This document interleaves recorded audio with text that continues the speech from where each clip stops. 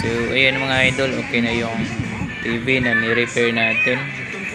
Yung kanyang problema dito sa kanyang backlight driver.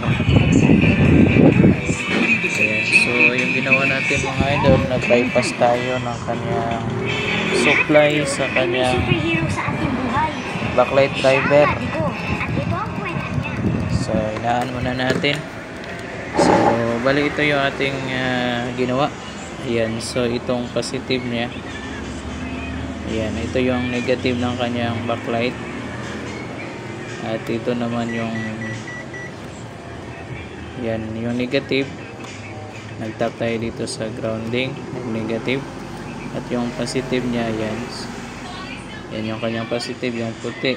So, yung problema kasi dito, yung kanyang backlight driver is ayaw ng or defective na yung kanyang backlight driver IC.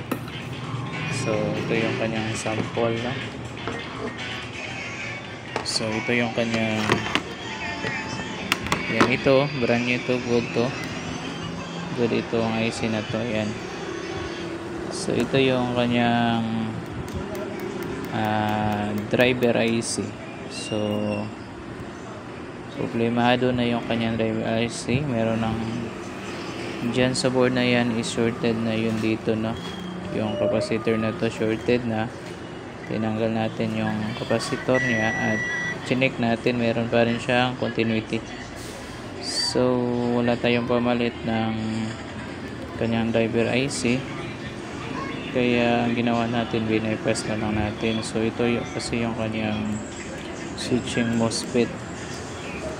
Ayan, ito yung kanyang gate pupunta dito sa kanyang IC, dito sa pin na to.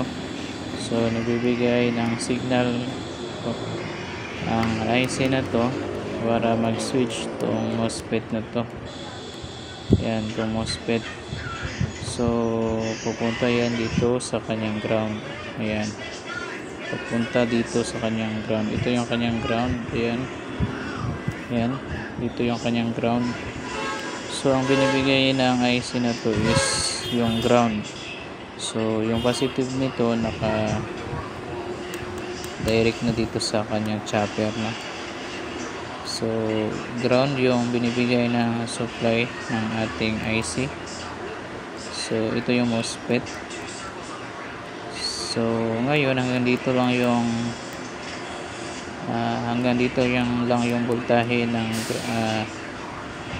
yung ground. So hindi nakakatawid dito sa kabila papunta dito. So walang connection yung ground, kaya wala siyang binibigay na supply doon sa ating ground. So bali ginawa natin yung ground nya, pinaipas natin sa ground mismo. Ayan, so ayan, okay na. Yung ano lang nito, yung disadvantage lang nito is kapag sinaksak mo yung TV is automatic under yung kanyang backlight, dahil hindi na siya dumaan sa kanyang backlight driver, sa kanyang doon sa kanyang program. So automatic na siya. Kaya ayan, ito na siya, okay na. So yun.